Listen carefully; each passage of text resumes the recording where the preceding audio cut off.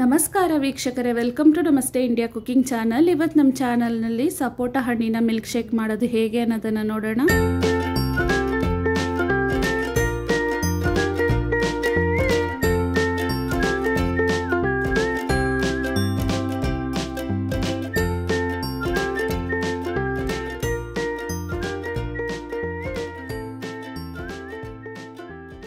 ನಾಲ್ಕು ಸಪೋಟ ಹಣ್ಣನ್ನು ತಗೊಂಡಿದ್ದೀನಿ. ಇದರ ಸಿಪ್ಪೆ ಮತ್ತು ಬೀಜವನ್ನು ತೆಗೆದು ಈ ರೀತಿ ಕಟ್ ಮಾಡಿ ಇಟ್ಕೊಂಡಿದ್ದೀನಿ.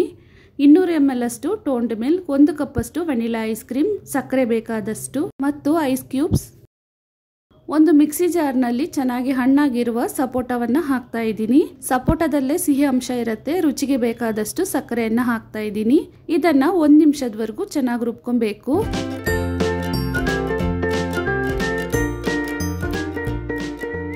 ಇದರಲ್ಲೇ ಇವಾಗ ಕಾಯಿಸದೇ ಇರುವ ಟೋನ್ಡ್ ಮಿಲ್ಕ್ ಅನ್ನ ಹಾಕ್ತಾ ಇದ್ದೀನಿ. ಅಂದ್ರೆ ಗುಡ್ ಲೈಫ್ ಹಾಲನ್ನ ಯೂಸ್ ಮಾಡಿದ್ದೀನಿ.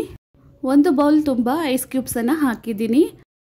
1 ಕಪ್ ವೆನಿಲಾ ಐಸ್ ಕ್ರೀಮ್ ನಲ್ಲಿ 3/4 ಭಾಗವನ್ನ ಇವಾಗ ಹಾಕ್ತಾ ಇದ್ದೀನಿ.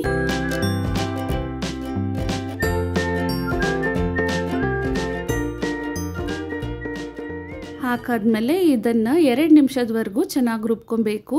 2 ನಿಮಿಷದವರೆಗೂ ಇದನ್ನ ಚೆನ್ನಾಗಿ ರುಬ್ಬೋದ್ರಿಂದ ಹಣ್ಣು, ಐಸ್ ಕ್ರೀಮ್, ಹಾಲು ಎಲ್ಲ ಒಟ್ಟಿಗೆ ಸೇರಿ ಚೆನ್ನಾಗಿರುತ್ತೆ.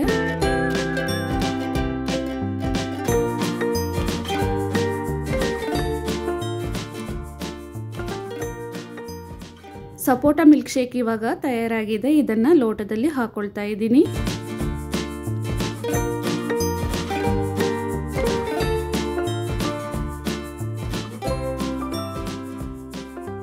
ಮಿಲ್ಕ್ ಶೇಕನ್ನು ಲೋಟದಲ್ಲಿ ಹಾಕಿದ್ಮೇಲೆ ಇದ್ರ ಮೇಲೆ ಸ್ವಲ್ಪ ವೆನಿಲಾ ಐಸ್ ಕ್ರೀಮನ್ನು ಹಾಕ್ತಾ ಇದ್ದೀನಿ. ಚೆರಿಯನ್ನು ಇಟ್ಟು ಇದನ್ನು ಅಲಂಕಾರ ಮಾಡ್ತಾ ಇದ್ದೀನಿ. ವೀಕ್ಷಕರೇ, ಈ ವಿಡಿಯೋ ನಿಮಗೆ ಇಷ್ಟ ಆಗಿದ್ದರೆ ನಮ್ಮ ಚಾನಲನ್ನು ಲೈಕ್ ಮಾಡಿ, ಸಬ್ಸ್ಕ್ರೈಬ್ ಮಾಡೋದನ್ನು ಮರೆಯಬೇಡಿ. ಧನ್ಯವಾದಗಳು.